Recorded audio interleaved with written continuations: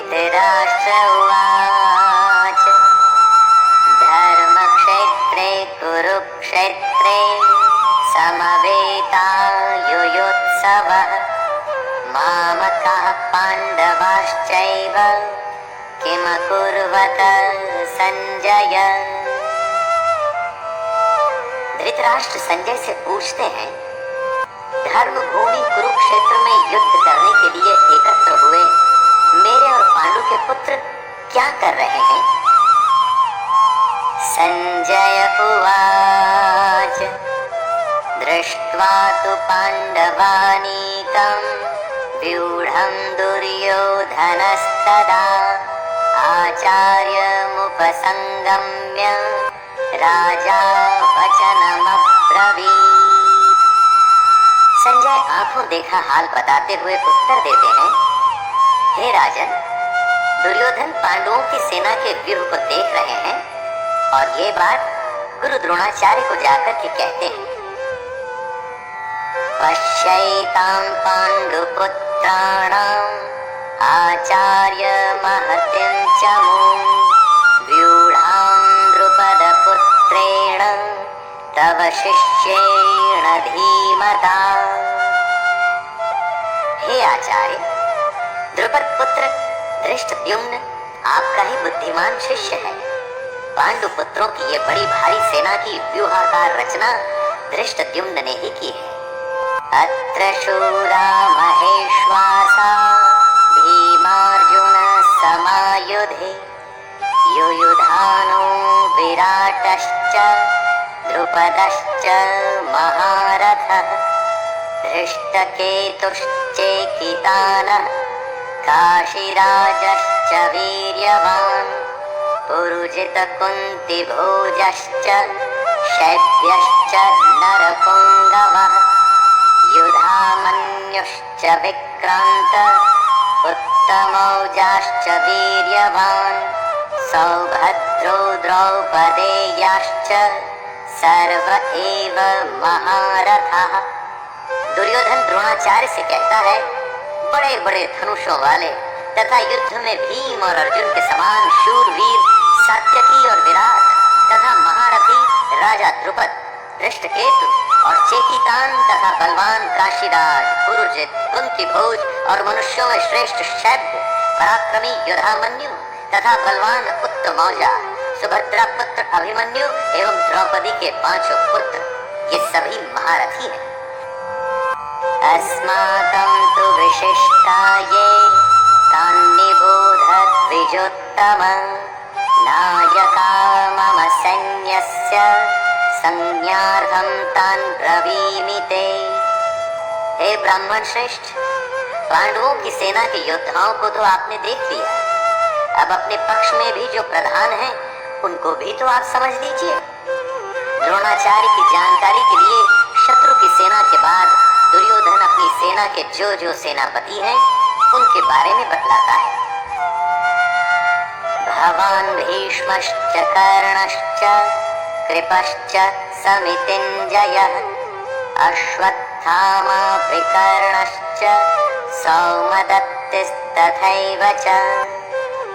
आप द्रोणाचार्य और पितामह भीष्म तथा कर्ण और संग्राम विजयी कृपाचार्य तथा वैसे ही अश्वत्थामा, विकर्ण और सोमदत्त का पुत्र भूरिश्रवा, अन्ये च बहवः शूरा मदर्थे त्यक्तजीविताः नानाशस्त्रप्रहरणाः सर्वे युद्ध विशारदाः। मेरे लिए जीवन की आशा त्याग देने वालों की कमी नहीं। इतना ही नहीं, ये शूरवीर अनेक प्रकार के शस्त्रास्त्रों से सुसज्जित हैं और सब के सब युद्ध में चतुर हैं। अपर्याप्तं तदस्माकं बलं भीष्माभिरक्षितं पर्याप्तं त्विदमेतेषां बलं भीमाभिरक्षितं। भीष्म पितामह द्वारा रक्षित उनकी सेना सब प्रकार से अजेय है और वहीं शत्रु की सेना भीम द्वारा रक्षित है। दुर्योधन कहना चाहते हैं कि भीम की सेना को वो आसानी से जीत सकते हैं। अयनेषु च सर्वेषु यथा भागमवस्थितः भीष्ममेवाभिरक्षन्तु भवन्तः सर्व एव हि। कि हर किसी को अपने अपने मोर्चों पर अपनी अपनी जगह स्थित रहते हुए निसंदेह भीष्म पितामह की रक्षा करनी है। तस्य संजनयन हर्षं कुरु वृद्धः पितामह सिंहनादं विनद्योच्चैः शंखदद्मो प्रतापवान्। कौरवों में सबसे वृद्ध सबसे बड़े प्रतापी पितामह भीष्म ने उच्च स्वर में सिंह की दहाड़ के समान गरज कर ऐसा शंख बजाया कि दुर्योधन के हृदय में हर्ष उत्पन्न हो गया। ततः शंखाश्च भैर्यश्च पणवानकगोमुखः सहसैवाभ्यहन्यन्त सशब्दस्तु मुलोऽभवत्। भीष्म पितामह के शंख के पश्चात नगाड़े तथा ढोल, मृदंग और नरसिंघे आदि बाजे एक साथ ही बज उठे। इन बाजों का नाद संगीतमय नहीं, बहुत ही डरावना था। ततः श्वेतैर्हयैर्युक्ते महति स्यन्दने स्थितौ माधवः पाण्डवश्चैव दिव्यौ शंखौ प्रदद्मतुः। सफेद घोड़ों से युक्त उत्तम रथ में बैठे हुए श्री कृष्ण और अर्जुन ने भी अपने अपने अलौकिक शंख बजाए। पांचजन्यं ऋषिकेशो देवदत्तं धनंजयः पौंड्रं दद्मौ महाशंख भीमकर्मा वृकोदरः। श्री कृष्ण के शंख का नाम है पांचजन्य। अर्जुन के देवदत्त और भयानक कर्म वाले भयानक भीमसेन ने अपना पौंड्र नामक महाशंख बजाया। अनंत विजयं राजा कुंती पुत्रो युधिष्ठिरः नकुलः सहदेवश्च सुघोषमणिपुष्पका। कुंती पुत्र राजा युधिष्ठिर ने अनंत विजय नाम का और नकुल तथा सहदेव ने सुघोष और मणिपुष्पक नाम के शंख बजाए। काश्यश्च परमेश्वासः शिखंडी च महारथः धृष्टद्युम्नो विराटश्च सात्यकिश्चापराजितः द्रुपदो द्रौपदेयाश्च सर्वशः पृथ्वीपते सौभद्रश्च महाबाहु शंखान् दद्मुः पृथक पृथक। श्रेष्ठ धनुष वाले काशीराज और महारथी शिखंडी एवं धृष्टद्युम्न तथा राजा विराट और अजेय सात्यकी, राजा द्रुपद एवं द्रौपदी के पांचों पुत्र और बड़ी भुजा वाले सुभद्रा पुत्र अभिमन्यु, हे राजन, सबने अपनी ओर से अलग अलग शंख बजाए। सघोषोधार्तराष्ट्राणां हृदयानि व्यदारयत् नभश्च पृथिवीं चैव तुमुलो व्यनुनादयन्। इस भयानक शब्द ने आकाश और पृथ्वी को भी गूंजाते हुए धार्त राष्ट्रों के अर्थात आपके पक्ष वालों के हृदय विदीर्ण कर दिए।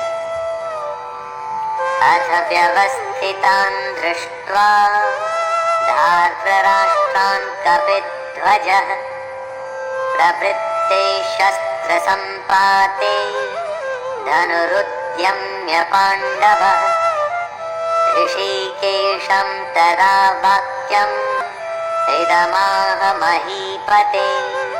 अर्जुन उवाच सेनयोरुभयोर्मध्ये रथं स्थापयमेच्युत। अर्जुन अपने मोर्चा बांधकर डटे हुए धृतराष्ट्र संबंधियों को देखते हैं, फिर अपना धनुष उठाकर ऋषिकेश श्री कृष्ण से कहते हैं, हे अच्युत, मेरे रथ को दोनों सेनाओं के बीच में खड़ा कीजिए। यावदेतान् निरीक्षेऽहम् योद्धुकामानवस्थितान् कैर्मया सह योद्धव्यम् अस्मिन् रणसमुद्यमे। जब तक मैं युद्ध क्षेत्र में डटे हुए युद्ध के अभिलाषी इन विपक्षी योद्धाओं को भली प्रकार देख न लूं कि इस युद्ध रूपी व्यापार में मुझे किन किन के साथ युद्ध करना योग्य है, तब तक इस रथ को यहीं खड़ा रखिए।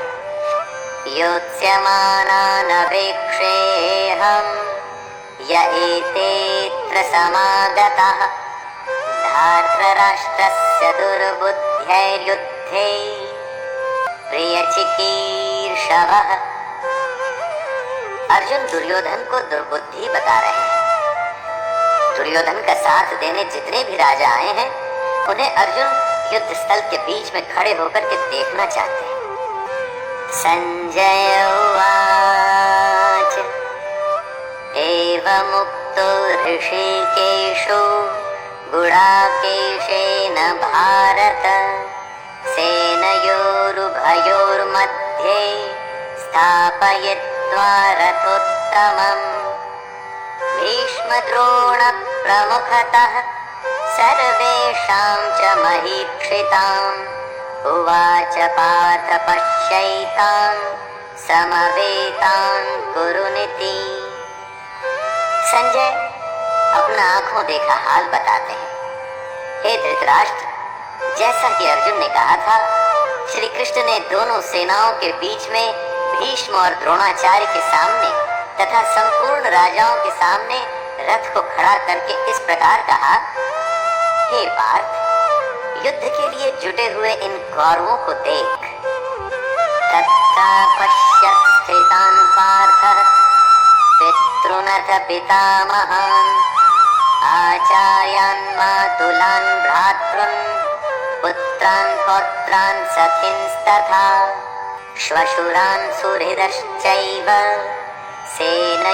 सेनयोरुभयोरपि तान् समीक्ष्य स कौन्तेयः सर्वान् बन्धूनवस्थितान् कृपया परयाविष्टो विषीदत्रिदमब्रवीत्। अर्जुन उवाच दृष्टेवमं स्वजनं कृष्ण युयुत्सुं समुपस्थितिम् सीदन्ति मम गात्राणि मुखं च परिशुष्यति वेपथुश्च शरीरे मे रोमहर्षश्च जायते। पृथा पुत्र अर्थात कुंती पुत्र पार्थ दोनों ही सेनाओं के मध्य में उपस्थित ताऊ, चाचा, दादा, परदादा, गुरु, मामा, भाइयों, पुत्रों, पोतों को, अपने मित्रों को, ससुरों को, सुहृदयों को देख रहे हैं। उन उपस्थित संपूर्ण बंधुओं को देखकर वे कुंती पुत्र अर्जुन अत्यंत करुणा से युक्त होकर शोक करते हुए श्री कृष्ण से कह रहे हैं, हे कृष्ण, युद्ध क्षेत्र में डटे हुए युद्ध के अभिलाषी इस स्वजन समुदाय अपनों को देखकर मेरे अंग शिथिल हुए जा रहे हैं, जैसे अंगों में शक्ति न हो और मुख सूखा जा रहा है तथा मेरे शरीर में कंप व रोमांच हो रहा है। गांडीवं संसते हस्तात् वक्चैव परित्यह्यते न च शक्नोम्यवस्थातुं भ्रमतीव च मे मनः। अर्जुन के हाथ से उनका गांडीव धनुष गिर रहा है और त्वचा भी बहुत जल रही है तथा उनका मन भ्रमित सा हो रहा है, इसलिए वो खड़े रहने में भी समर्थ नहीं है। निमित्तानि च पश्यामि विपरीतानि केशव न च श्रेयोनुपश्यामि हत्वा स्वजनमाहवे। हे केशव, मैं लक्षणों को भी विपरीत ही देख रहा हूँ तथा युद्ध में स्वजन समुदाय को मारकर कल्याण भी नहीं दिखता। न कांक्षे विजयं कृष्ण न च राज्यं सुखानि च किं नो राज्येन गोविन्द किं भोगैर्जीवितेन वा। हे कृष्ण, मैं न तो विजय चाहता हूँ और न राज्य, और न ही मैं सुखों को चाहता हूँ। हे गोविंद, हमें ऐसे राज्य से क्या प्रयोजन है, अथवा ऐसे भोगों से और जीवन से भी क्या लाभ है। येषामर्थे कांक्षितं नो राज्यं भोगाः सुखानि च त इमेव स्थिता युद्धे प्राणान् त्यक्त्वा धनानि च। हमें जिनके लिए राज्य, भोग और सुखादि अभिष्ट हैं, वे ही ये सब धन और जीवन की आशा को त्याग कर युद्ध में खड़े हैं। आचार्याः पितरः पुत्रास् तथैव च पितामहः मातुलः श्वशुरः पौत्रः शालः संबंधिनस्तथा। गुरुजन, ताऊ, चाचे, लड़के, दादे, मामे, ससुर, पौत्र, साले और भी कई सारे संबंधी लोग। एतान् हन्तुमिच्छामि न तोऽपि मधुसूदन अभि त्रैलोक्य राज्यस्य हेतुः किं नु महि कृते। हे मधुसूदन, मेरे मारने पर अथवा तीनों लोकों के राज्य के लिए भी मैं इन सबको मारना नहीं चाहता। फिर पृथ्वी के लिए तो कहना ही क्या है। निहत्य धार्तराष्ट्रान्नका प्रीतिः स्यात् जनार्दन पापमेवाश्रयेत् तस्मान् हत्वैतानां ततायिनः। हे जनार्दन, धृतराष्ट्र के पुत्रों को मारकर हमें क्या प्रसन्नता होगी। इन आतताइयों को मारकर हमें तो पाप ही लगेगा ना। तस्मान्नार्हा वयं हन्तुं धार्तराष्ट्रान् स्वबान्धवान् स्वजनं हि कथं हत्वा सुखिनः स्याम माधव। हे माधव, अपने ही बांधव और धृतराष्ट्र के पुत्रों को मारने के लिए हम योग्य नहीं हैं, क्योंकि अपने ही कुटुंब को मारकर हम कैसे सुखी होंगे। यद्यप्येते न पश्यन्ति लोभोपहत चेतसः कुलक्षयकृतं दोषं मित्रद्रोहे च पातकम् कथं न ज्ञेयमस्माभिः पापादस्मन्निवर्तितुं कुलक्षयकृतं दोषं प्रपश्यद्भिर्जनार्दन।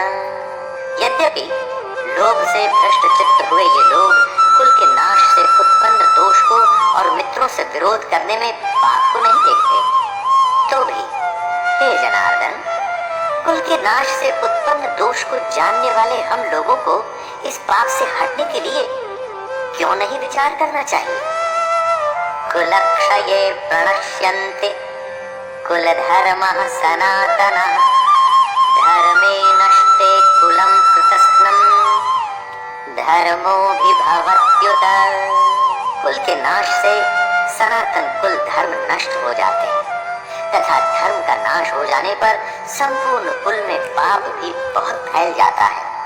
अधर्माभिभवात् कृष्ण प्रदुष्यन्ति कुलस्त्रियः स्त्रीषु दुष्टासु वाष्णेर्य जायते वर्णसंकरः। हे कृष्ण, पाप के अधिक बढ़ जाने से कुल की स्त्रियां अत्यंत दूषित हो जाती हैं, और स्त्रियों के दूषित हो जाने पर वर्ण संकर उत्पन्न होता है। संकरो नरकायैव कुलघ्नानां कुलस्य च पतन्ति पितरो येषां लुप्तपिण्डोदकक्रियाः।